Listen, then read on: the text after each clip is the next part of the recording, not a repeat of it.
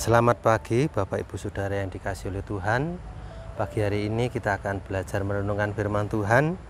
Firman Tuhan saya akan berikan judul bukan hanya tahu tetapi mengenal dan memperdulikan.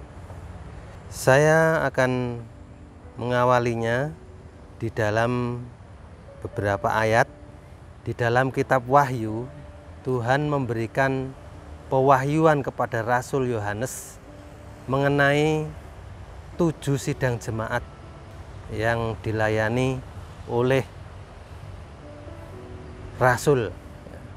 Dan ini menggambarkan keberadaan jemaat di akhir zaman. Allah itu tahu, dicatat sampai 7 kali dalam kitab Wahyu 2 dan Wahyu pasal 3. Sampai 7 kali Allah berfirman, aku tahu segala pekerjaanmu. Kata aku tahu 7 kali.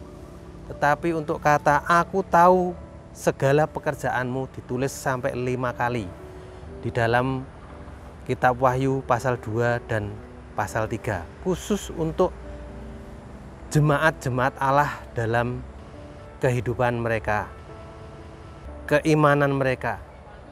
Contoh, Wahyu 2 ayat 2 mengatakan, aku tahu segala pekerjaanmu, baik jerih payahmu maupun ketekunanmu. Allah tahu segala pekerjaanmu.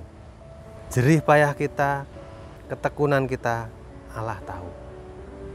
Aku tahu segala pekerjaanmu, 5 kali ditulis.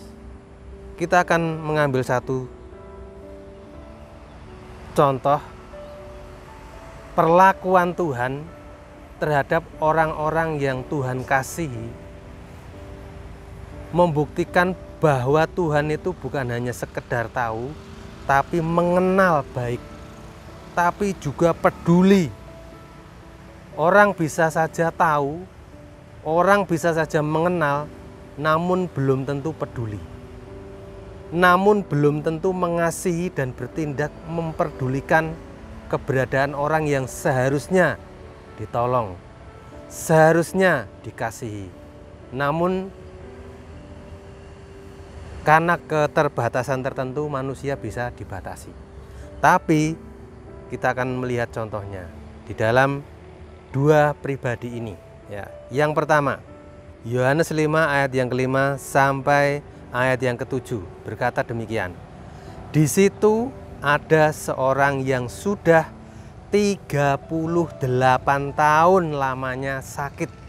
Ketika Yesus melihat orang itu berbaring di situ, dan karena ia tahu, saya senang sekali dengan ayat ini mencatat, karena Yesus tahu bahwa ia ini yang dimaksud orang yang 38 tahun lamanya sakit, bahwa ia telah lama dalam keadaan itu, bertahun-tahun lama dalam keadaan sakit yang dia derita.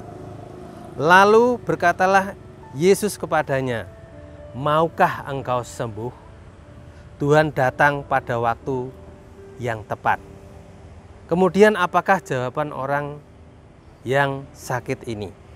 Jawab orang sakit itu kepadanya, Tuhan, tidak ada orang yang menurunkan aku ke dalam kolam itu apabila airnya mulai goncang.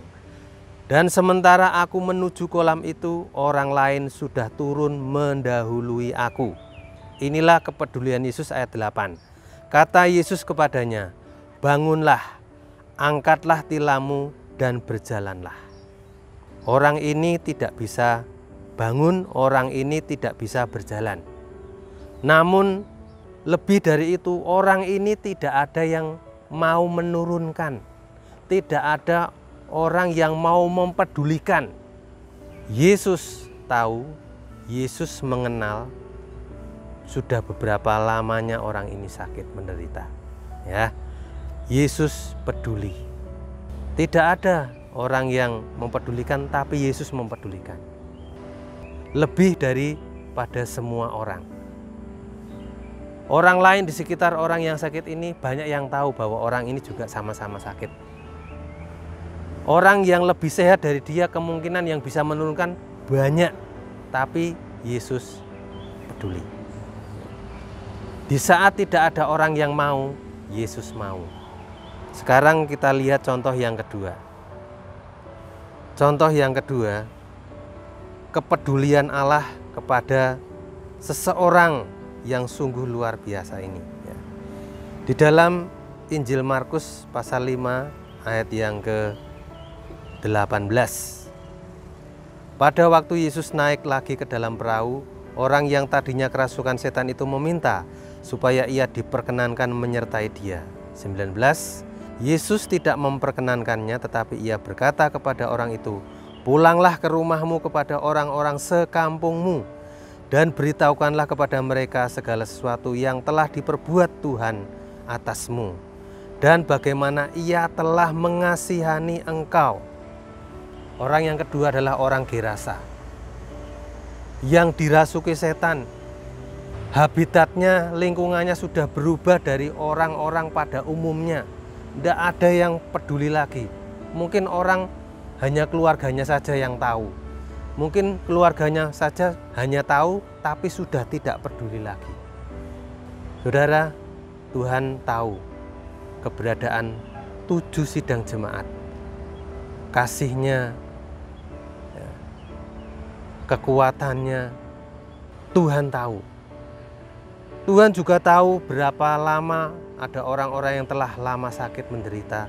Tuhan juga tahu ada orang-orang yang dikungkung dalam jeratan kuasa iblis.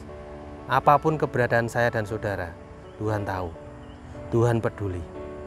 Ya, menyembuhkan, menolong pada masa kesesakan sangat terbukti. Saat engkau terjepit, terhimpit oleh sakit penyakit berapa puluh tahun pun, mungkin baru sebulan, 2 bulan, sehari, 2 hari, ingat, ada Tuhan yang memperdulikan engkau. Tuhan bukan hanya tahu, tapi mengenal engkau, tapi memperdulikan engkau lebih daripada keluargamu, orang lain, atau siapapun. Ya, Tuhan memberkati saudara dan saya pagi hari ini. Ingat, kasih-Nya Tuhan kekal selama-lamanya. Amin. Mari kita berdoa. Bapa di surga, terima kasih buat kasih-Mu yang bukan hanya Engkau tahu keberadaan kami, Engkau tahu dan mengenal kami, siapa kami, keberadaan kami yang bagaimanapun kondisi sekarang saat ini. Engkau bahkan bertindak memperdulikan kami.